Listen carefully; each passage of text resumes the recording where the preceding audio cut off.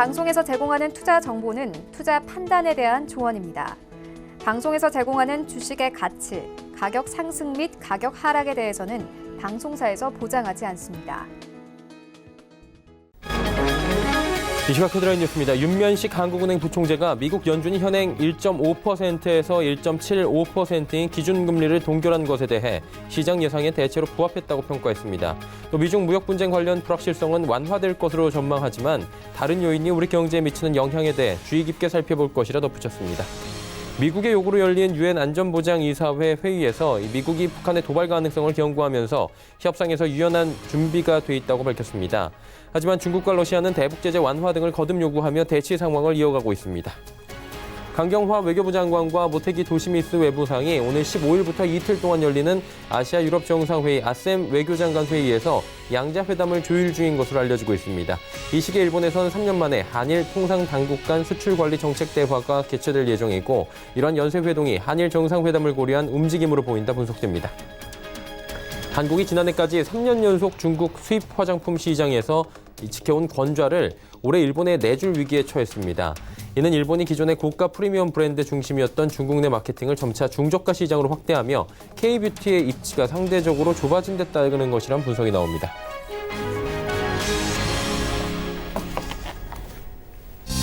시청자 여러분 안녕하십니까. 오늘장 내일장 출발하도록 하겠습니다. 사정덕입니다. 오랜만에 시장이 급등 흐름을 가져갑니다. 사실 오늘이 선물옵션 동시만기일이다 보니까 좀 불안불안한 모습도 없지 않아 있었는데 예상대로 특이한 포지션 청산이나 포지션의 급격한 변화는 아직까지는 나타나고 있지 않고요. 오히려 미국 증시 쪽에 영향을 좀 받는데 FOMC에서의 금리 동결 만장일치가 좀 나왔습니다. 그리고 이 부분이 내년도에 계속해서 금리 기조가 동결 쪽으로 갈 것이다라는 점도표를 좀 보여주는데 시장은 안도하는 모습입니다. 급격하게 갑작스럽게 또 금리를 올린다거나 이런 어느 정도의 불확실성이 제거가 된 부분이고요. 대선 전에 미국 대선 전에 깜짝 금리 인하가 있을 수도 있다는 전망이 나오긴 했는데 그 부분보다 일단은 전원 만장일치 동결 부분에 초점을 맞춥니다. 다만 오늘 영국 총선이 밤에 있는데 경계감은 좀 여전하고요. 선물옵션 동시 만기일이 아직까지 끝나지 않았기 때문에 혹시나 하는 지금 변동성에 대비를 좀 하고 계신 분들 많을 겁니다. 외국인 대량 매수 오늘도 들어오고 있고요. 현선물 시장에서 들어오면서 시장 급등합니다. 대형주 위주로 역시나 오늘도 올라가고 전기전자 업종, 운송장비 그리고 특히나 MLCC 쪽이 오늘도 견조한 흐름 가져가는데 시장 흐름 하나하나 점검해 보도록 하죠. 자, 코스피부터 확인합니다. 2135, 단숨에 2130선대까지 뚫고 올라갑니다. 시장 힘 굉장히 좋은데요. 하루간의 흐름 정리합니다. 2121부터 2138까지 꾸준하게 지금 시장이 올라와 주고 있는 상황입니다. 시장 흐름 좋고요. 수급 주체 확인해 보도록 하겠습니다. 보시면 오늘 기관 외국인이 많이 사주죠. 개인이 많이 팝니다. 금융투자 쪽에서 주로 사고요. 연기금 쪽에서 많이 사줍니다. 투신은 오히려 9억 원 정도의 매도가 나오는데 투신 쪽은 아무래도 펀드 환매 물량 급등에 따른 약간 부담이 있어 보입니다. 외국인 같은 경우에는 현선물 시장에서 모두 매수 포지션 가져가고 있고요. 오늘 포지션 변동은 따로 없습니다. 아직까지. 다음 살펴볼까요? 삼성전자, SK하이닉스 올라가는데 상승폭이 굉장히 큽니다. 2%, 3%대. 이러니 시장이 잘 가지라는 이야기가 당연히 나올 정도로 두 종목이 잘 가고요. 네이버 올라갑니다. 삼성바이오로직스는 사실 기업 자체 악재가 지금 계속해서 발표가 되는데도 불구하고 지수는 빠지지 않습니다. 다음 살펴볼까요? 현대차 인도 쪽에서 얘기가 나오는데 상승폭은 좀 미미하고요. 현대모비스도 소폭 상승입니다. 셀트리온이 오랜만에 17만 원 터치, LG화학 올라가고요. 신한지주도 올라갑니다. 다음 살펴보도록 하죠.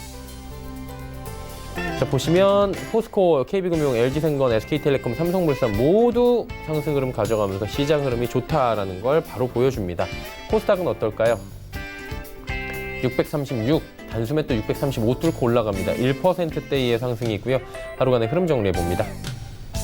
보시면 632부터 636까지 올라오는 모습, 꾸준하게 조정 없이 올라오는 모습 포착이 되고요. 수급 보시면 쌍끌이 매수 여전합니다. 기관, 외국인 같이 사주고요. 기관은 역시나 금융투자 연기금은 사지만 투신은 팔고 있는 상황입니다. 시총 상위주들인데 셀트리온 헬스케어가 오랜만에 급등 나오네요. 4.59. HLB도 눈치 보다가 결국엔 우상향합니다. CJENM, 스튜디오 드래곤도 올라가고요. 펄어비스 4%대의 강세입니다. 다음 살펴보도록 하죠. KMW, 슈젤 빠지는 가운데 SK머티리얼즈, 헬릭스미스, 파라다이스 모두 올라갑니다. 다음 살펴볼까요? 메디톡스, 원익 IPS, SFA, 고영, 컴투스 올라가는데 특히나 원익 IPS의 상승폭이 6.2% 굉장히 큰 상황입니다. 환율 살펴보도록 하겠습니다. 지수가 이렇게 짧으니 환율은 조정이 나올 수밖에 없습니다. 7원 50전이나 빠지면서 1190원대 바로 이탈됐습니다. 1187원 20전대까지 밀려 내려왔습니다. 금일본 방송에서 제공해드리는 정보는 투자 판단에 대한 조언일 뿐입니다. 해당 주식의 가치와 수익률 보장해드리지 않는다는 점 참고해 주시길 바랍니다. 1시 57분 지나고 있습니다. 이 시각 특징주 바로 살펴드립니다. 정보경 캐스터입니다. 네, 미국 연준이 기준금리를 동결하면서 국내 증시도 투심이 회복하는 모습입니다. 시총 상위 종목들 대부분 빨간불을 켜주면서 양시장 1% 넘게 오르고 있는데요. 이 시각 이슈 종목들 지금부터 만나보시죠.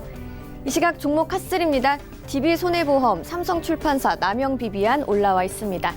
오늘의 첫 번째 특징주는 DB손해보험인데요. 실손보험료 인상 기대감에 보험주들이 들썩이는 하루였습니다. DB손해보험 현재 7.88% 올랐습니다. 58,900원에 거래 중입니다. 하루간의 흐름도 확인해 보시죠. 네, 오늘 상승 출발한 이후에 계속 상승폭 키워가고 있습니다. 내년도 실손보험이 큰 폭으로 인상될 수 있다는 기대감이 나오고 있습니다. 어제 공사보험협의체에서 실손보험 반사 효과를 지난해 대비 대폭 줄인 건데요. 이에 따라 내년 1월에는 17%에서 19% 정도 실손보험료 인상이 반영될 것으로 보입니다. 오늘 현대해상, 하나손해보험 등 손해보험주들 모두 동반 상승하는 모습입니다. 다음 종목 만나보시죠. 스마트 스터디가 차기 유니콘 기업으로 관심을 받으면서 삼성출판사가 급등하고 있습니다. 현재는 전날 대비 20% 넘게 올랐습니다. 26,650원에 거래 중입니다. 하루간의 흐름도 확인해 보시죠. 네, 오전장에서 계속 올라오던 주가가 11시쯤 상한가를 기록하는 모습입니다.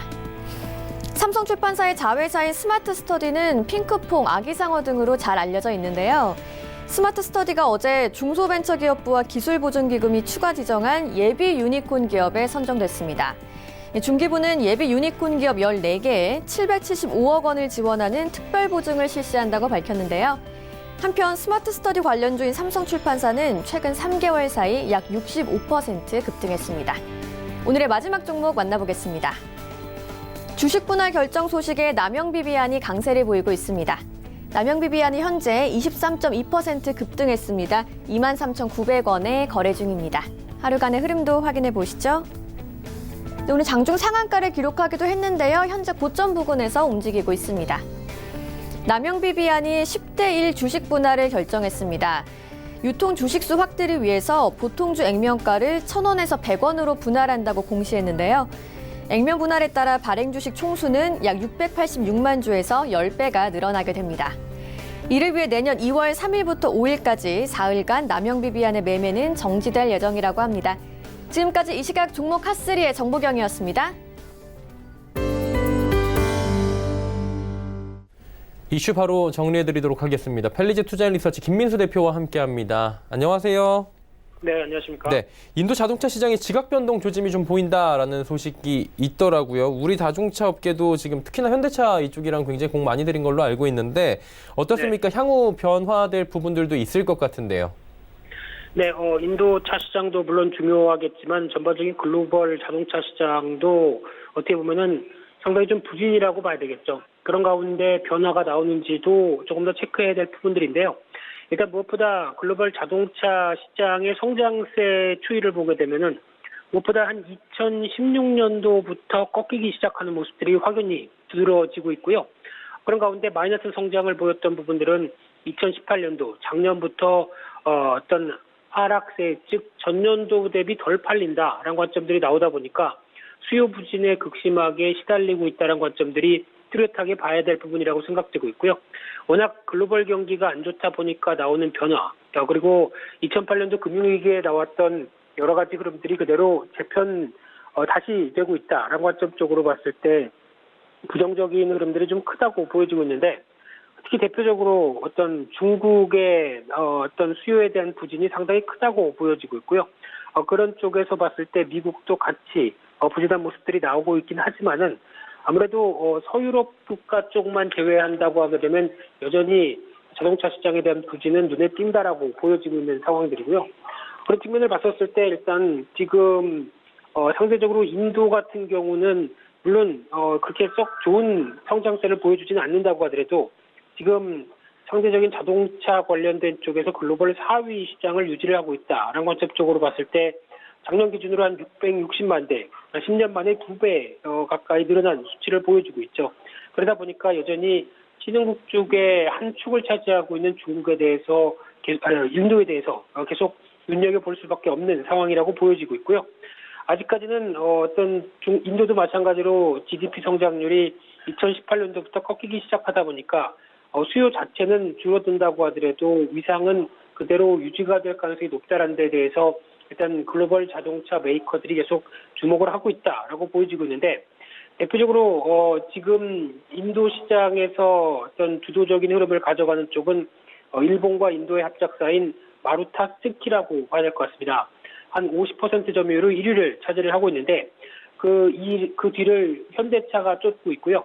한 10%대 후반대로 보여지고 있는데, 그런 상황과 함께 나머지 인도 업체들인 마힌드라나 타타, 그리고 일본 업체인 혼다와 도요타가 각각 순위를 차지를 하고 있는 모습들인데, 하지만 이제 시장이 위축되다 보니까 이런 점유율에서도 변화가 나오고 있다라는 쪽으로 보여지고 있고요. 대표적으로 빈익빈 부익부 현상이 상대적으로 키워지고 있다는 관점 쪽에서 보여지고 있는데, 특히 점유율 측면으로 봤었을 때는 마루타 스즈키가 한 52.8%대, 그리고 현대차가 한 16.9%대 유지가 되면서 오히려 지금까지 상위 업체들 같은 경우는 그렇게 큰 점유율 차이에서 변화가 없거나 아니면 더 올라오는 기조를 보여주고 있는 상황들이고요. 그런 흐름을 보게 되면 11월 달 판매를 봤었을 때 오히려 마힌드라 그룹 같은 경우는 지금 35% 이상, 타타는 한 40% 이상 하락하는데, 거기다가 도요타나 혼다 같은 쪽의 점유율은 2, 3% 수준으로 큰 폭으로 감소하고 있다라는 관점들도 눈에 띈다고 봐야 될 것 같고요. 그러다 보니까 상대적으로 한국 업체들에 대한 선전 흐름들이 눈에 띈다라고 보여지고 있는데, 특히 현대차는 점유율이 확대되는 추세로 보여지고 있고요. 기아차도 8월 달에 셀토스를 출시하면서 인도 공장의 본격적인 가동이 시작이 됐는데, 11월 시장 점유율을 보게 되면 5.3%대까지 나오기 시작하면서 점진적인 기아차의 호조와 함께 현대차도 같은 여러 가지 역할들을 해주고 있다는 관점 쪽에서 눈에 띄고 있고요. 그런 측면이라고 하게 되면 현대 기아차의 점유율이 합산하게 되면 22.2%다라는 관점으로 봤을 때, 특히 최근에 보여지고 있는 현대차의 인도 시장 판매 마켓 쉐어를 보게 되면 그래도 계속 우상향하는 기조 쪽으로 나가고 있다는 관점 쪽에서 시장의 정체나 하락보다는 오히려 좀 더 선전하고 있다는 데 눈이 가고 있는 상황들인데요.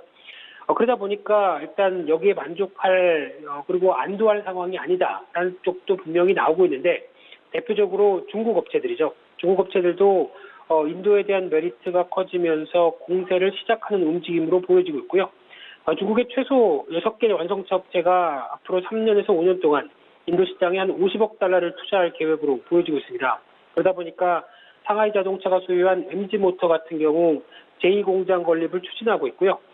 또 중국의 최대 전기차 생산 업체인 BYD 같은 경우도 인도의 환경 규제와 보조금 정책 쪽에 무게를 두면서 이를 충분히 누리기 위해서 진출할 채비를 하고 있다라고 하게 되면, 또 한번 지금 기조로 보게 되면 중국 쪽뿐만 아니라 기존의 일본 업체들, 그리고 여기에 맞서서 한국 업체들 상당히 또 복잡하게 지각 변동이 들어간다라는 관점 쪽에서 신흥국의 또 대표적인 인도의 자동차 시장도 주시하셔야 될 걸로 보여지고 있습니다. 그리고 부동산 지금 금융 제도가 지금 계속 바뀌고 있는데, 규제가 되고 있는데, 이게 증권주들이 타격을 받았지 않습니까? 뭐 대출 관련해서 PF 관련해서 타격을 크게 받았는데, 증권주들에 대한 전망, 동향을 좀 체크해 봐야 될 시점인 것 같아요. 어떻게 보십니까? 네, 증권주 하게 되면 아무래도 유동성 수혜주다. 그러면서 시중의 어떤 유동성이 충분하게 되면 그에 따라서 증시로 자금이 유입되고 그에 의해서 증권주가 부각받는 그런 구조로 이어졌었는데, 그런 관점으로 봤었을 때 어떤 증시의 활성화가 이어졌을 때 가장 최대 수혜주라고 볼 수 있는 측면들인데요. 근데 지금 기조로 보게 되면 국내 증시가 좀 정체가 돼 있고, 특히 해외 증시 같은 경우도 직접 투자는 좀 제한적으로, 직접 투자가 오히려 더 활발하게 이어지면서 지금 코스피 월봉이나 어떤 지난 흐름을 본다고 하더라도 2016년도 고점을 2016년도 때 그리고 그 전에 2018년도 때 나왔던 고점대를 거의 넘기지 못하는 상황 쪽에 정체가 들어가다 보니까 그와 함께 거래량도 정체가 나오면서 어떤 그렇게 썩 좋은 모습을 가져가지 못하고 있는 상황들이죠.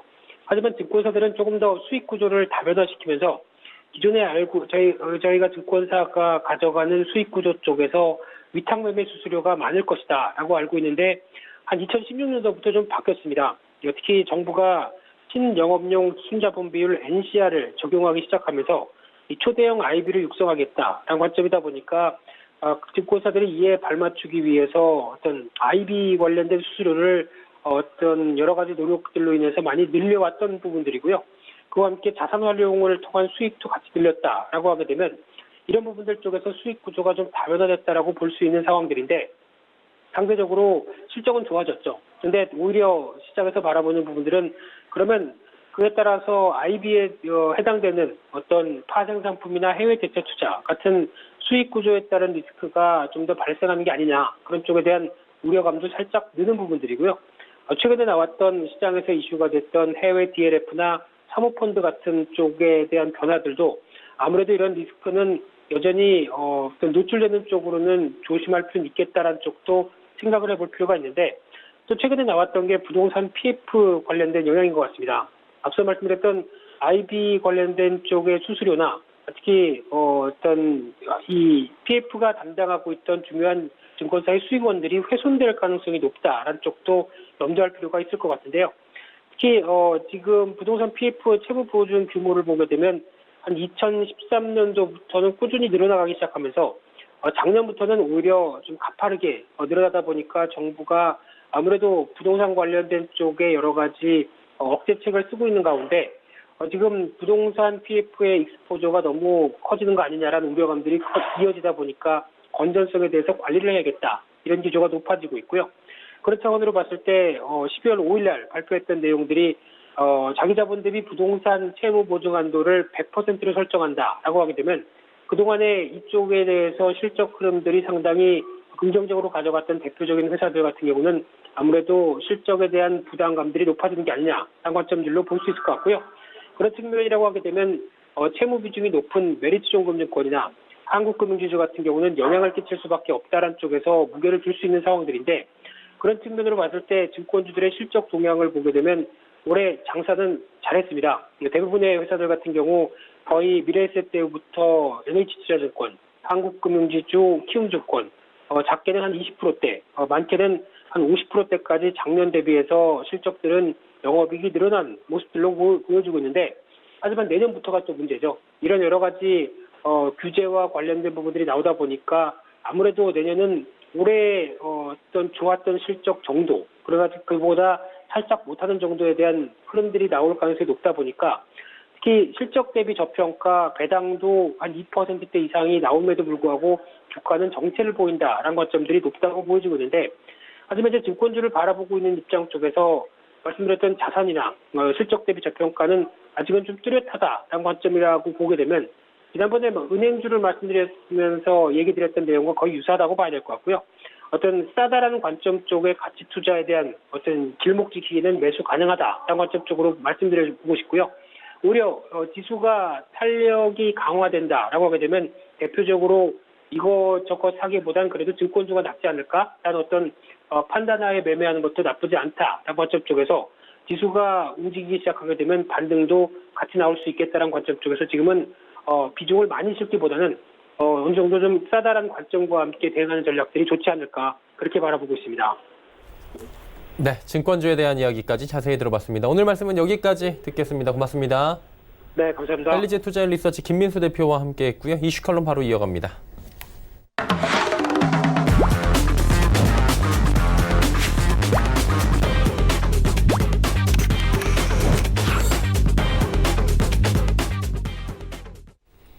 이슈 칼럼 시간이고요. 미중산업경제연구소 조용찬 소장과 함께하도록 하겠습니다. 소장님 안녕하세요. 예, 안녕하십니까. 예, 북한의 ICBM 도발이 연일 계속되고 있고 미국도 지금 북한까지 30분이면 도달할 수 있다 이런 얘기를 하면서 강대강으로 맞서고 있는 상황에서 한중일 정상회담이 쓰촨성 청두에서 24일 열린다고 하더라고요. 이번 한중일 정상회담에서는 어떤 의제가 좀 다뤄집니까? 네, 가장 핵심적인 이슈는 삼국 간 실질적인 협력 증진을 위한 공동선언문을 채택하는 문제고요. 또 한 가지는 한반도의 평화 정착을 위한 협력 방안을 협의하는 겁니다. 공동선언문에는 한반도의 완전한 비핵화를 위한 공조를 확인할 것으로 보여지고요. 유엔 안전보장이사의 대북 제재 결의를 완전히 이행하는 한, 그리고 미세먼지라든지 대기 오염 문제와 관련해서 공동 대응하는 문제들이 논의가 될 것으로 보여지는데요. 이번 삼국 실무팀들 같은 경우에는 역사에 남을 삼국 특별 성명도 논의하고 있는데, CBID, 그러니까 완전하고 검증 가능하며 불가역적인 비핵화와 관련해서는 입장차가 크기 때문에 과연 무난히 성명서를 채택할 수 있을지는 좀 더 시간을 두고 봐야 되지 않을까 보입니다. 사실 서부 지역 청두거든요. 여기가 조금 생소할 수 있는데 여기서 중국이 개최한 이유가 있을 것 같아요. 네, 쓰촨성 청도 같은 경우에는 삼국지 속의 총나라의 제갈량의 고향이고요. 판다의 서식지기도 합니다. 또 남방 실크로드의 기점일 뿐만 아니라 비단의 도시라고 알려져 있는데요.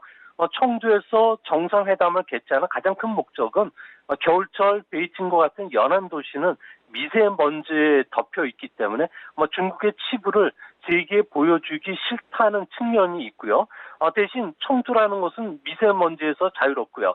화웨이, 텐센트, 인텔, 델과 같은 280여 개의 대기업들이 자리 잡고 있는데요.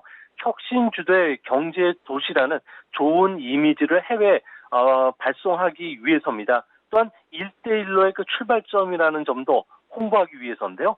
실제 청두에 가보면 런던 화이송이라고 해서 세계 최초의 클라우딩 소스 물류 플랫폼을 배출할 정도로 중국에서 뉴 이코노미 물결이 상당히 강하고요. 이 때문에 다양한 유니콘 기업들이 태어나는 곳입니다.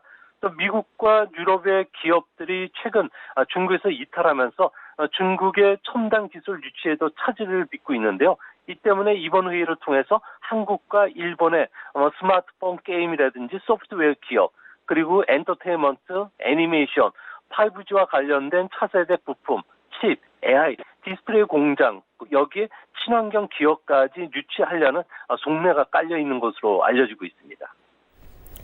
문재인 대통령과 리커창 총리 만남도 있는 것 같은데 방중 기간 동안에 시진핑 주석과의 회담도 있다고 하더라고요. 굉장히 중요해 보이는데 어떤 내용이 좀 의논될 것으로 보이십니까? 네, 지난주 수요일과 목요일날 우리나라를 방문했던 왕이 외교부장이 한중 정상회담과 관련된 의제를 좀 조율한 것으로 보여지는데요. 시 주석과 만약 회담이 열리게 된다면 북미 간의 갈등이 증폭되는 국면이기 때문에 한반도 문제가 아마 심도 있게 논의될 가능성이 높습니다. 북한의 도발을 막기 위해서 대북 설득 노력을 해달라. 그리고 사드 보복 철회와 관련된 부분도 요청할 것으로 보여지고요. 중국 입장에서는 1대1로 사업과 관련된 공동 인프라 프로젝트를 추진하자는 문제, 그리고 미국의 첨단 제품 수출 규제에 맞춰서 중국 현지에서 중간재나 서비스를 상호 공급하는 문제, 그리고 미국을 제외한 한중일 플러스 X 협력을 좀 구체화하자는 안들이 논의될 것으로 보여진다는 점에서 중국 같은 경우에 우리나라와 동맹에 준하는 공조체계 협력을 좀 부탁할 가능성이 크지 않을까 보여집니다. 결국에는 이번 정상회담이 열리게 되고 사드 보복이 완전히 해제가 되지 않을까 이런 기대감도 올라올 수 있는데 어때요? 해제가 좀 되는 게 가능성이 있습니까? 네, 중국 같은 경우에는 총 한 방 쏘지 않고 우리나라로부터 산불이라는 항복을 받아냈었습니다. 공식적으로는 중국은 사드 보복이 없다는 점을 유지를 하고 있는데요. 실제 한한령이 해제가 되기 위해서는 사드 배치 철회라든지 미국이 주도하는 중국 봉쇄 작전, 그러니까 소위 말해서 미군과 한군이 같이 연합훈련을 하지 말라는 겁니다. 한한령과 같은 전략적 행동을 했을 때는 중국은 철저한 준비 단계를 거쳐서 결정됐기 때문에 목표를 달성하기 전에는 한한령이 해제되기는 상당히 어려울 것으로 보여지고요. 또 중국 군부 같은 경우 또 고위층인 중앙위원회 정치국 상무위원 중에서는 아주 강경 보수파들이 많습니다. 이 때문에 사드 철회, 미군 철수가 이루어지기 전까지는 한국을 압박해야 된다는 목소리가 크기 때문에 앞으로 한한령과 관련해서 가시적인 조치 없이 시주석이라고 하도 정적 부담을 느낄 수밖에 없기 때문에 그렇게 쉽게 해제되지는 않을 것으로 보여집니다. 조금 전에 언급하신 뭐 산불 정책도 있는 것 같고요. 우리는 할 만큼 했다라는 얘기들을 다들 하실 겁니다. 그런데 미세먼지나 아니면 사드 보복에 대해서 아직까지 뭐 큰 항의가 없어 보이는데 이건 왜 그런 거죠? 네, 우리나라 같은 경우에는 뭐 여행 상품, 해외 직구, 영화, K-팝 같은 그리고 또 게임까지도 중국 시장에서 지난 3년간 자취를 사라졌는데요. 여기에 또 미세먼지와 관련해서도 중국에 제대로 된 항의를 하지를 못하고 있습니다. 중국 쪽의 그 압력이 워낙 강하기 때문에 그런데요. 중국 같은 경우는 사드 배치보다 미국의 한반도에서의 전술핵 그리고 중장거리 미사일 반입을 상당히 우려하면서 군사적인 압박을 계속하고 있는데요. 뭐 전술핵 같은 경우에 한반도에 배치된다면 미국이 통제권을 갖기 때문에 한반도, 대만, 남중국해, 인도까지 이어지는 중국 봉쇄가 시작된다면 중국 에너지 물동의 80%는 잃을 수가 있기 때문에 그렇습니다. 뭐 사드에 이어서 전술핵까지 배치가 된다면 언제든지 미중 간에는 군사적 충돌로 빠질 수가 있게 되는데요. 이렇게 되면은 무역 전쟁에 따른 경제적 부담, 여기에 핵 군비 경쟁까지 벌어질 수가 있기 때문에 중국 입장에서는 승산이 없는 싸움이 될 수가 있다는 겁니다. 이 때문에 어떤 희생을 치르더라도 전술핵 배치라든지 사드 철회를 계속 압박을 하기 위해서 여러 가지 그 한국에 대한 견제 장치 내지 경제적 압박을 계속할 수밖에 없는 거고요. 이 때문에 우리 입장에서는 한미 동맹을 파기할 수도 없는 입장이기 때문에 상당히 좀 그 미중 사이에서 우리나라 같은 경우에는 상당히 좀 어려움을 처하고 있는 그런 모습입니다. 그리고 지표 이제 얘기를 좀 해봐야 될 것 같은 게 경기가 좀 나아지는 것이 아니냐라는 얘기가 지금 지표로 나오고 있는 상황입니다. 글로벌 제조 PMI가 4개월 연속 상승하면서 50선 회복을 했고요. 그러니까 한마디로 나아지고 있다 수준이 아니라 이제 좋아졌다라는 부분이잖아요. 50 넘어가면. OECD 경기 선행 지표도 반등했는데 그렇다면 V자 반등 기대도 될까라는 얘기가 좀 섣부르지만 나옵니다. 이 부분 어떻게 보십니까? 네, 지금 그 결론부터 말씀드리면 V자형 경기 회복보다는 L자형에 가까운 U자형 형태를 그리지 않을까 그렇게 보여집니다. 경제협력개발기구죠. OECD 같은 경우에는 지난 화요일 날 발표됐던 10월 경기 선행지수 같은 경우는 20개월 만에 전월 대비 플러스로 전환했는데요. 상징성이 상당히 강합니다. 아무래도 세계 경제가 이제 회복 국면에 들어갈 수 있다는 신호음을 울렸다는 건데요. 경기 선행 지수 특성상 한 번 바닥을 치고 반등을 하면은 최소 6개월에서 9개월 정도는 같은 방향으로 상향 움직임을 보인다는 겁니다. 이는 2020년 상반기죠. 그때까지는 세계 경제가 회복 국면을 탈 가능성이 크다는 건데요. 문제는 회복 속도입니다. 주시장도 이 부분을 주목할 것으로 보여지는데요. 미국과 유로존 같은 경우에는 성장 모멘텀이 여전히 강하지 못한 상태고요. 신흥국을 보더라도 중국은 바닥을 치고 회복 추세를 보이고 있겠지만 장기 평균이죠. 경계선으로 불리는 100보다는 아직 낮은 영역에 있습니다. 아직 세계 경제를 이끌거나 긍정적인 영향을 미칠 정도의 영향을 주지 못한다는 점에서는 이번 경기 회복 초기 국면은 우리가 생각했던 것보다도 세계 경기 회복 속도가 늦어질 가능성이 크지 않을까 보여집니다. 그렇다면 OECD 경기 선행 지수로 딱 봤을 때 세계 경기가 바닥을 치고 회복 국면으로 딱 들어가던 시기에 경제 확장이 몇 개월 정도 이어졌는지 그리고 이에 따라서 주식시장도 좀 같이 반응을 하는지도 궁금하거든요. 어떻게 보십니까? 네, OECD에 따르면은 세계 경기는 지난 60년간 15번의 경기 순환을 경험했다고 합니다. 경기 순환 국면이 한 바퀴 다 도는데 평균 4년이 걸렸는데요. 2000년 이후부터를 보면은 금융기법이 고도화되고 있고요. 세계가 공통적으로 재정 정책을 함께 쓰고 있기 때문에 평균 그 순환 국면이 35개월 정도로 5, 6개월 정도 좀 짧아졌습니다. 과거 사례를 보면은 경기 바닥을 치고 그리고 장기 평균선인 100이라는 기준선까지 경기가 회복되는 데는 평균 한 8개월 정도가 걸렸고요. 기준선에서 피크까지 가는 경기 화랑은 6개월 정도 걸렸습니다. 이제 막 경기가 바닥을 통과했던 만큼 피부로 느끼는 경기 회복은 2020년 내년이죠. 6월을 전후한 시점이 될 가능성이 크고요. 또 경기 선행지수가 1포인트 움직일 때마다 세계 주가는 한 15포인트 정도 상승을 했습니다. 상관관계는 0.71 정도로 상당히 유의미성이 강한데요. 이 때문에 개인들이 주목하여서 보셔야 될 점은 OECD 지수의 상승폭입니다. 앞으로는요. 상승폭이 빨라진다면은 주가 상승 탄력도 그만큼 강해지고요. 반대로 상승 탄력이 L자형 내지 완만한 U자형이라면은 주가도 더디게 올라갈 가능성이 크다는 점을 염두에 두실 필요가 있어 보입니다. 자, 이제 궁금해지는 거 과거 경험치를 빗대어 봤을 때 그렇다면 이번엔 얼마나 저 올라갈 지금 구간이 남아 있느냐 부분, 그리고 이번 글로벌 경기 회복 국면에 저희가 또 주의할 점도 있을 것 같은데 그 부분 좀 짚어주시겠습니까? 네, 과거 경험치로 추정해 보면은 아무래도 세계 주가는 2020년 2월을 전후한 경기 점점까지는 상승할 것으로 보여지는데요. 보통 이 2년 동안에는 경기 순환 국면에서 한 20% 이상 주가 상승이 가능할 것으로 보여집니다. 경기 선행지수가 하락을 멈춤에 따라서 리세션 가능성이 상당히 줄어들었고요. 이 때문에 주시장 같은 경우에는 불확실성 해소가 아무래도 주가와 관련된 투자 심리를 부추길 가능성이 큽니다. 세계 경기와 기업 실적 그리고 주가는 아무래도 늘 같이 회복되면서 주시장을 이끌어 왔는데요. 앞으로 주식시장의 상승 랠리가 계속 이어지기 위해서는 몇 가지 필요 조건들이 있습니다. 당장 일요일 같은 경우에는 미국의 제4차 중국에 대한 관세 부과가 연기가 돼야 되겠고요. FRB를 비롯해서 주요 국가들이 공통적으로 예방적인 금리 인하를 단행했고요. 재정 정책도 함께 폈기 때문에 이와 관련된 경기 호전과 관련된 지표들이 계속 나와야 된다는 겁니다.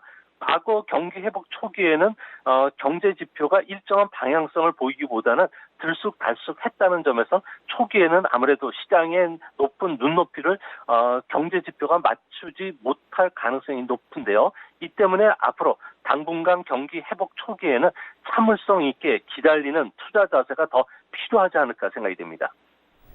네, 알겠습니다. 오늘 말씀은 여기까지 듣도록 하겠습니다. 고맙습니다. 예, 감사합니다. 유증산업경제연구소 조용찬 소장과 함께 했습니다.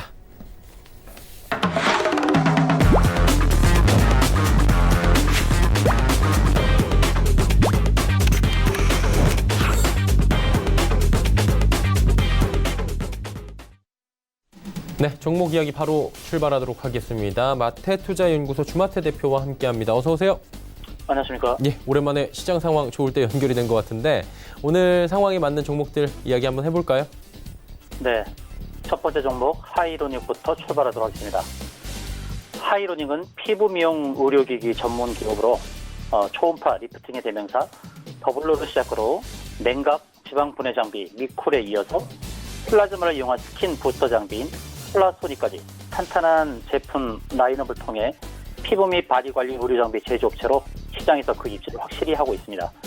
피부 미용, 지방 분해, 여드름 치료, 모발 이식 등과 관련한 핵심 지식 재산권을 보유하고 있고 삶의 질 향상을 추구하는 현상에 따른 뷰티 산업이 성장하고 있는 상황이 긍정적으로 작용하게 될 전망입니다. 매출액의 13% 이상 되는 꾸준한 R&D 투자를 지속하고 있는 가운데 고부가가치 사업을 추진하고 있고 피부 미용에 대한 사회적 관심도 증가에 따라서 화장품 중심에서 시술 중심으로 뷰티 산업이 성장함에 따라 시술이 보편화되는 시장 상황의 수혜를 입을 것으로 예상이 됩니다. 국내 홈케어 뷰티 디바이스 시장 규모는 2022년도 1조 6천억 이상으로 전망됨에 따라서 다수의 개인용 미용기기를 시장에 내놓고 있는 것이 주가 상승을 견인할 것으로 전망이 되고 있습니다. 차트의 흐름을 보시면 최근에 거래량이 굉장히 가파르게 늘고 있고 또 코스닥 전체의 이런 하향 조정 가운데서도 견조한 상승을 유지하는 흐름을 보여줬습니다. 단기적으로 보게 되면 지금 매물대에서 주춤하는 그런 모습을 보여주고 있는데 매물대인 5,800원을 넘어서게 되면 제가 목표가로 지금 6,450원을 설정했는데요. 6,450원까지 단기적으로 도달 가능성이 굉장히 높다 할 수 있겠습니다. 그래서 목표가는 6,450원, 손절가는 5,300원으로 설정하고 대응해 보도록 하겠습니다. 두 번째 종목은 위즈윅 스튜디오가 되겠는데요. 동사는 컴퓨터 그래픽, 그리고 비주얼 이펙트 기술 기반의 서비스 제공 사업을 영위하고 있습니다. 영화, 드라마 등에 대한 영상 기술 제작 서비스뿐만 아니라 뉴미디어 콘텐츠에 대한 영상 기획 서비스를 포괄적으로 제공하고 있죠. 특히 통신사의 경우 5G 가입자를 확대하기 위해서 VR, AR 등 모든 종류의 가상화 개념을 아우르는 익스텐디드 리얼리티, XR 확장 현실 콘텐츠 제작에 투자를 확대하게 될 것인데, 이 CG 그리고 VFX 기술을 접목시킨 콘텐츠 퀄리티 향상에 대한 니즈가 계속될 것이라서 통신업체와의 다양한 사업 제휴 및 이에 따른 매출 기여가 기대가 되고 있습니다. 특히 월트 디즈니로부터 국내 최초로 지난해 5월 VFX 전체 공장 오디트를 통과해서 기술력을 인정받았는데요. 이는 글로벌 OTT 시장의 성장과 맞물려서 이 비주얼 FX, 시각적인 특수효과 제작에 구조적인 수요가 확대될 기회로 작용하게 될 것으로 전망이 되고 있습니다. 주로 특수효과를 담당해왔는데요. 영화 신비한 동물 사전 2, 그리고 앤트맨과 와스프 등에 참여를 했었고요. 최근에는 SK텔레콤 의뢰로 AR, VR 등 실감 미디어 제작으로 사업을 확장하고 있습니다. SK텔레콤은 동사의 콘텐츠 독점 공급을 통해서 서비스 경쟁력을 확보할 계획인 것으로 알려지고 있고요. 또 인터넷망을 통한 영상 콘텐츠 제공, OTT 플랫폼으로 변화를 하는 것이 수혜를 입을 전망인데, 이 OTT 서비스 시장이 확대가 되면서 드라마 편성이 늘면서 SF와 판타지 등을 소재로 한 드라마들이 등장하고 있습니다. 이 시청자들의 눈높이가 높아지는 만큼 영상 구현을 위한 이 CG와 VFX 작업의 구조적 증가가 예상이 되고 있죠. 최근에 200% 무상 증자 결정을 하면서 주당 신주 2주를 배당하는 그런 결정을 내렸는데요. 현재 주가가 기업 가치를 반영하지 못하고 지나치게 저평가됐다는 판단에 따른 것으로 보여지고요. 이는 주식 유동성 확보와 주주 가치 제고를 위해서 앞으로 주가 성장을 견인할 수 있는 부분이 아닌가 그렇게 보고 있습니다. 차트의 흐름을 보시게 되면 최근에 코스닥 전체적인 조정과 맞물려서 하락이 깊었었고, 또 하락을 되돌리는 큰 상승이 화요일 날 나와주면서 지금 하락 조정을 마치고 상승의 기틀을 마련했다 보고 있고요. 또 무상증자의 결정에 따른 그런 반발 매수가 계속해서 들어오고 있는 그런 상황입니다. 목표가는 이제 16,500원으로 설정을 하고요. 손절가는 지난번에 저점 부근인 13,000원을 설정하고 대응해 보도록 하겠습니다. 네, 세 번째 종목을 소개하도록 하겠는데요. 앤디포스입니다. 앤디포스는 휴대폰 양면 테이프 및 윈도우 필름 생산 판매를 하고 있는데 2010년도에 설립이 됐고요. 그 휴대폰 부품으로 사용되고 있는 양면 테이프 사업과 그 자동차 및 건축물 등의 유리에 부착하여 선택적으로 광선을 투과하여 에너지 효율 및 안정성을 향상시키는 윈도우 필름 사업을 영위하고 있습니다. 특이할 점은 작년 12월 바이오 기업인 큐어바이오의 주식을 취득을 하면서 바이오 회사라도 지금 인식이 되고 있는데요. 자회사 큐어바이오는 김성훈 박사가 단장을 맡고 있는 바이오 컨버전스 연구단의 일부 물질들을 라이센스 인하여 개발하고 있는 기업입니다. 큐어바이오의 김성훈 박사는 ARS 단백질의 항암 및 각종 기능들을 세계 최초로 밝혀낸 한국 최초의 의과학자 중 한 명이고요. 큐어바이오라는 회사는 해당 연구 결과물을 바탕으로 ARS 단백질을 펩타이드화하여 현재 신장암 치료제와 탈모 치료제를 개발 중에 있습니다. 이달 5일에는 이제 김 박사가 차세대 폐암 억제제 개발에 성공했다는 소식을 전해왔고요. 이 폐암 억제제는 폐압의 원인이 되는 것을 분해할 수 있는 원리를 발견한 것이고, 또 이를 활용한 암 억제제물을 세계 최초로 개발했다고 소식을 전해왔습니다. 또 해당 연구 결과는 이달 초 세계적 학술지인 네이처 케미컬 바이올로지 온라인판에 게재가 됐고요. 이 폐암 억제제는 분해를 유도하는 방법을 통해서 새로운 약물로 개발이 됐습니다. 연구진은 이 폐암 세포와 폐암 동물 모델을 통한 실험에서 항암 효능을 확인했다고 알렸고요. 또 이번 연구 결과는 기존 표적 항암제의 적용 범위를 넓히고 최근 많이 개발되고 있는 면역 항암제들과 시너지를 기대할 수 있을 것으로 예상되고 있습니다. 기존에 이제 신장암 치료제와 탈모 치료제를 개발하는 것 외에도 이렇게 폐암 치료제까지 개발하고 있는 이 바이오 회사에 대해서 지금 많은 관심을 보이는 상황이고, 최근 주가의 흐름을 보시게 되면 지난 11월 달에는 7,400원대까지 상승을 하고 지금은 5,100원 이하를 하회하고 있는 상황입니다. 지나치게 좀 저평가된 국민이 아닌가라고 보여져서 지금 앤디포스를 추천하는 거고요. 지금 목표가는 5,500원으로 설정을 하고 손절가는 4,400원으로 설정을 하겠습니다. 지금 주가의 흐름을 보시겠는데 일봉상에서는 3종 바닥의 형태를 보여주고 있고, 또 월봉상에서는 20개월의 평균이 25일선의 지지를 받고 있는 상황입니다. 그래서 주가 하단에서의 매수를 할 수 있는 절호의 기회가 아닌가 그렇게 보여지고 있습니다. 네, 세 종목 들어봤고요. 지난 시간 이제 단기 접근했던 게 아모텍이었습니다. 결과 궁금하고요. 이번 주에는 이 세 종목 중에 어떤 종목을 짧게 들어가면 좋을지 함께 짚어볼까요?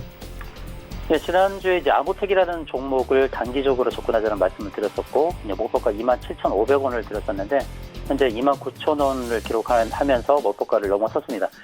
지금 단기적인 현황에서는 이제 주봉상에 보시면, 주봉상에 지금 120주선이군요. 120주선에 지금 부딪히고 있는 상황입니다. 오늘 고가 29,350원을 기록하고, 주봉 120선에 지금 부딪히고 있는 상황이기 때문에 더 이상 추가적으로 매수 의견을 드리기는 곤란하고요. 지금은 매도로 끊어주시고 다시 조정이 나왔을 때에 매수 타이밍을 저울질하는 게 좋겠습니다. 일봉상에서는 21선에서부터 이격 이동이 벌어진 상태입니다. 지금은 매수로 접근하시기보다는 목표가를 이미 넘어선 상태이기 때문에 이제 매도로 대응하시고 다시 재매수를 해야 될 시점은 27,000원 부근까지 하락이 나왔을 때 그때 재매수하시는 게 좋겠다는 말씀 드리겠습니다. 네, 아모텍은 10% 정도 조정이 다시 왔을 때 재매수, 지금은 일단은 이익 실현하자라고 말씀해 주셨습니다. 그러면 오늘은 어떤 종목 볼까요? 단기적으로 접근하기 좋은 거, 그러니까 다음 주에 좀 수익 실현할 수 있는 종목으로는 앤디포스를 추천드리고 싶은데요. 앤디포스는 이제 히든 바이오 강자라고 할 수 있는데 아까도 말씀드렸지만 신장암 치료제, 탈모 치료제 외에 또 폐암 치료제라는 새로운 무기를 가지고 시장에 좀 나와 있는 상태입니다. 주가의 좀 흐름을 보시면 일봉상에서는 3중 바닥을 형성하고 있는 상황이고 월봉상에서 20개월의 평균이 25일선의 견조한 지지를 받고 있는 상황입니다. 그래서 지금 하단에 있는 5,100원 이하에서 매수를 하신다면 다음 주 초에 한 5,500원, 목표가 설정한 5,500원 부근에서의 매도가 가능하지 않을까 싶고 또 5,500원을 넘어서서 사실 6,100원까지도 지금 바라볼 수 있는 상황인데 일단 단기적으로는 5,500원 선에 도달할 수 있는 흐름이라고 말씀드릴 수 있겠습니다. 네, 앤디포스 이야기까지 들어봤습니다. 오늘 말씀은 여기까지 듣도록 하겠습니다. 고맙습니다. 고맙습니다. 네, 주마태 대표와 이야기 나눠봤고요. 내일의 종목 330 이어갑니다.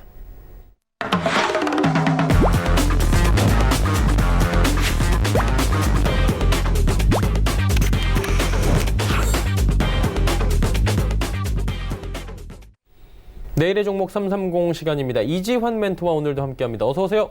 안녕하세요. 네, 오늘 함께할 주제부터 살펴보도록 하죠. 보시면 외국인의 수급 변화 탑3가 잡혀 있는데 어떤 내용인지 또 들어보도록 하겠습니다. 네, 지금 현재 이제 외국인의 수급이 상당히 중요한 시기가 왔습니다. 오늘이 선물옵션 동시만기일인데 보시면은 지금 우리 시장이 12월 5일부터 반등을 하기 시작했고요. 이때 기준으로 보시면은 계속해서 외국인 매물이 쌓여가던 모습이 12월 5일부터 좀 반등하기 시작했고요. 특히 이제 프로그램 비차익 쪽으로 매수가 들어왔습니다. 자, 이 부분이 상당히 이제 시장이 좀 시사하는 바가 있습니다. 뭐냐면 선물옵션 동시만기와 관련된 부분에서 대부분의 파생 포지션이 이쯤에서 대부분 롤오버 되거나 청산이 되면서 외국인의 이제 전체적인 포지션이 중립적으로 붙이면서 지금보다는 이제 이후 내년 1분기, 4분기 이후 내년 1분기를 이제 볼 수 있는 종목 쪽으로 접근을 하는데 다행히 이때부터 이제 수급이 좀 나아지기 시작했는데 그 말은 외국인이 적어도 지금 선물옵션 동시만기 이후에 약간의 부침은 겪겠지만 이후의 흐름 내년 1분기까지는 좀 긍정적으로 보고 있다라는 부분으로 받아들이시면 될 것 같고요. 그렇기 때문에 우리가 이렇게 수급이 바뀌기 시작한 시점부터 과연 외국인이 어느 쪽으로 접근을 하고 있는가, 어느 쪽에 관심을 두고 있는가를 한번 좀 살펴보신다면 내년 1분기에 종목을 좀 선택하시는데 상당히 좀 도움이 될 수 있다라는 관점을 말씀을 드리고요. 그런 관점에서 오늘은 수급이 바뀌고 있는 이 시점에서 외국인들이 어느 쪽으로 관심을 가지고 있는지 탑3 종목을 가지고 말씀을 좀 드리겠습니다. 첫 번째 가장 많이 매수한 종목이 바로 삼성전기입니다. 삼성전기 같은 경우에는 대형주임에도 불구하고 사실은 상당히 공매도량이 많았습니다. 공매도량이 상당히 많았는데 자, 이 부분이 이제 공매도 한매와 연관이 되면서 전체적으로 수급이 상당히 좋아지고 있습니다. 공매도 전체적으로 좀 줄어드는 양이 급격한데 2천만 주 넘다가 1,000만 주 중반대로 뭐 7, 800만 주 이상 급격히 감소하는 모습을 좀 보여주고 있습니다. 자, 왜 이렇게 외국인들이 감소를 하고 있냐라면 계속해서 우리가 말씀을 좀 드렸지만 이 5G와 관련해서 최대 수혜주는 통신 장비주지만 그에 못지않은 주가 바로 이 MLCC와 PCB와 관련된 종목들입니다. 상당히 오랫동안 어려움을 겪었지만 삼성전기 같은 경우도 MLCC와 관련된 부분 여기에 최근에 5G 휴대폰 교체 수요와 함께 카메라 모듈이 양적으로 상당히 증가하고 있습니다. 최근에 나오는 휴대폰 보시면은 뭐 기본적으로 카메라 모듈 기본 1개가 아니라 3개까지가 기본으로 장착됩니다. 가만히 앉아 있어도 양적인 부분은 굉장히 팽창되고 있기 때문에 이 부분에 집중적으로 양이 늘어나는 실적이 급격히 개선되고 있습니다. 외국인들도 이 부분에 이제 상당히 주목을 하고 있고 최근에 이제 이 섹터들을 집중적으로 공략을 하고 있습니다. 대표적인 종목들이 삼성전기 중 그 중에 하나라고 좀 보시면 되겠고요. 그런 점에서 이 삼성전기는 공매도 판매가 MLCC와 카메라 모듈 이 두 가지 상승 모멘텀을 입고 들어오고 있다라고 보신다면 내년 1분기 이후로도 상당히 실적이 좋아질 걸로 기대가 되고 있습니다. 두 번째 많이 매수한 종목이 NC소프트인데요. NC소프트는 좀 특이하게 이제 최근에 출시된 리니지2가 상당히 이제 반응이 좋기 때문에 아무래도 실적과 연관된 부분에서 이 부분도 좀 매수를 했다라고 좀 보여지고요. 신작에 대한 이제 기대감이 이제 실적으로 좀 반영되는 모습이 나왔기 때문에 외국인들의 집중적인 매수를 좀 받고 있다라고 보시면 되겠습니다. 최근에는 이 엔터주와 게임주와 관련된 부분에서도 상당히 수급이 좀 좋아지고 대부분 이제 게임주들 중에서 실적이 좀 받쳐주는 종목들 위주로 차트 모양이 좀 예쁘게 만들어지는 모습을 좀 보이고 있습니다. 이 부분도 올 4분기 이후 내년 1분기까지 충분히 좀 고려할 만한 섹터가 되고 있다는 점 좀 참고를 하시면 되겠습니다. 세 번째로 많이 한 종목은 상당히 좀 의외의 종목인데요. 바로 이 MC넥스입니다. MC넥스는 사실 그렇게 대형주도 아니기 때문에 외국인들이 이렇게 대량으로 매수 금액이 들어왔다는 건 상당히 좀 의아한 부분인데요. 자세히 보시면은 이 MC넥스도 역시 카메라 모듈과 관련되어 있는 기업입니다. 카메라 모듈, 카메라 관련된 장비 부품 쪽으로 상당히 특화되어 있는데요. 최근에 이 카메라 모듈에 집중하는 모습을 좀 보여주고 있는데 역시 이제 5G 휴대폰 교체 수요와 함께 실적이 큰 폭으로 증가될 것이다라는 부분. 자, 이렇게 보시면은 지금 우리 시장이 11월 달에 외국인들의 매도로 상당히 어려움을 겪었는데 12월 초 선물옵션 동시 만기를 앞두고 시장이 좀 바뀌면서 외국인들이 집중적으로 공략하는 섹터를 보시면 역시 IT 부품과 관련된 부분이 상당히 많이 있고요. 그 중에서도 특히 5G와 관련된 종목들, 특히 이 5G 통신 장비보다는 MLCC와 카메라 모듈 쪽으로 오히려 더 많은 종목들이 상승하고 있다. 특히 외국인 수급이 좋아지고 있다. 그런 점에서 보시면 뭐 최근에 파트론 같은 부분도 상당히 종목의 등락폭이 크게 나오는 것을 볼 수 있는데요.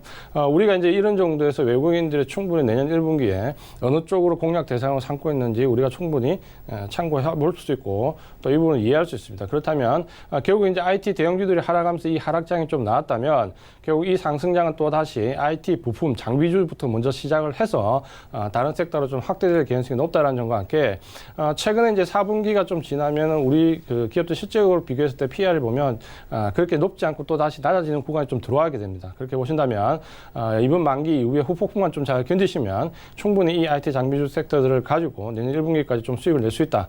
요 관점으로 말씀을 좀 드리겠습니다. 네, 그렇다면 오늘 남은 시간 내일까지 지켜볼 만한 종목이 있습니까? 네, 오늘 말씀드릴 종목은 실리콘웍스라는 종목인데요. 상당히 이름은 뭐 많이 들어보셨을 수도 있고 좀 생소하실 수도 있는데 최근에 보시면은 이제 디스플레이가 관련된 종목들이 좀 악재를 겪었고 어려움을 좀 겪었습니다. 실리콘웍스 같은 경우는 사실 대주주가 LG이기 때문에 어떻게 보면 LG 계열 기업이라고 좀 볼 수가 있습니다. 디스플레이에 좀 디스플레이 부품에 좀 특화된 종목인데 디스플레이 종목 중에서도 시스템 IC 쪽으로 굉장히 특화가 되어 있습니다.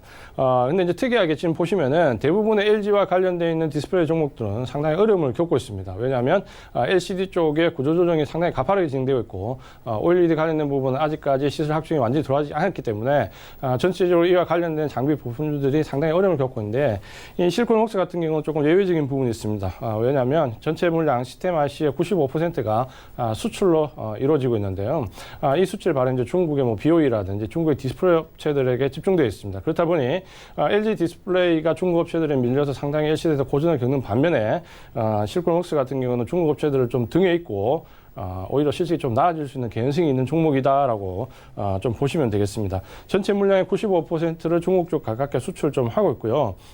여기에 이제 우리가 성장 모멘텀으로 좀 잡고 있는 부분이 바로 이제 OLED인데, 현재 LG 디스플레이가 LCD를 접고 OLED 쪽으로 총 역량을 집중하고 있는데, 자, 이 부분 때문에 결국 어떻습니까? LCD와 관련된 부분은 중국 쪽 매출을 통해서 증가를 시키고, 실리콘웍스 같은 경우에는 OLED와 관련된 부분 쪽에서는 또다시 성장 모멘텀을 확보하면서 실적과 성장 모멘텀을 좀 동시에 가져갈 수 있는, 최근에 이제 디스플레이 업계로서는 상당히 좀 예외적인 종목이다라고 좀 이해를 하시면 되겠습니다. 최근에 이제 이 종목과 관련돼서 이런 부분 때문에 아무래도 기관 쪽에서도 매수도 상당히 좀 이어지고 있는데요. 기술적인 부분을 보면서 좀 대응 전략을 좀 말씀을 좀 드리겠습니다. 전체적으로 좀 보시면은 최근에 큰 폭의 우하향하는 모습을 좀 보여줬고요. 이 우하향 이후에 바닥권에서 상당히 오랫동안 바닥을 좀 다지는 모습을 좀 보여줬습니다. 이 바닥을 다지면서 보시면은 저점을 찍을 때마다 거래량이 좀 늘어나면서 전체적으로 바닥권에서 손바뀜 현상이 좀 강하게 들어있는 종목이다라고 좀 보시면 되겠고요. 이 정도 종목 중량급 종목에서 이 정도 손바뀜이 나오면은 아무래도 이 집중적인 펀드 교체 수요가 좀 나왔다라고 좀 보시면 되겠습니다. 그렇게 보시면은 최근에 이제 이 행보 구간에서 조금씩 우상향하는 모습을 좀 보여주고 있는데 기간 조정을 거치면서 자연스럽게 이제 기술적으로 121선을 좀 넘어가면서 지금 이제 상승하기 전에 좀 단계에 좀 진입해 있는 구간에 들어와 있다라고 보시면 되겠습니다. 다만 이 종목이 폭발적으로 지금 성장할 수 있는 그런 단계는 아니기 때문에 여기서 충분히 매집 기간을 좀 거치고 상승할 수 있다는 점에서 단번에 접근하기보다는 좀 분할로 기간을 좀 나눠서 좀 접근을 하신다면 이 종목 같은 경우에는 OECD 후광을 좀 덩였고 내년 정도에 1분기 이후까지 좀 레벨업 단계를 좀 볼 수 있는 길게 투자를 할 수 있는 분들이 좀 접근하시면은 수익을 내기에 좀 좋은 종목이다라고 말씀을 좀 드리겠습니다. 네, 알겠습니다. 실리콘웍스까지 들어봤고요. 오늘 말씀은 여기까지 듣겠습니다. 고맙습니다. 고맙습니다. 이주환 멘토와 이야기 나눠봤고요. 금일본 방송에서 제공해드린 정보는 투자 판단에 대한 조언이었습니다. 해당 주식의 가치와 수익률 보장해드리지 않는다는 점 참고해 주시길 바랍니다. 저희가 준비한 소식은 여기까지입니다. 잠시 뒤에는 마감 임박 60분의 승부 바로 이어집니다. 채널 고정해 주시길 바랍니다. 고맙습니다.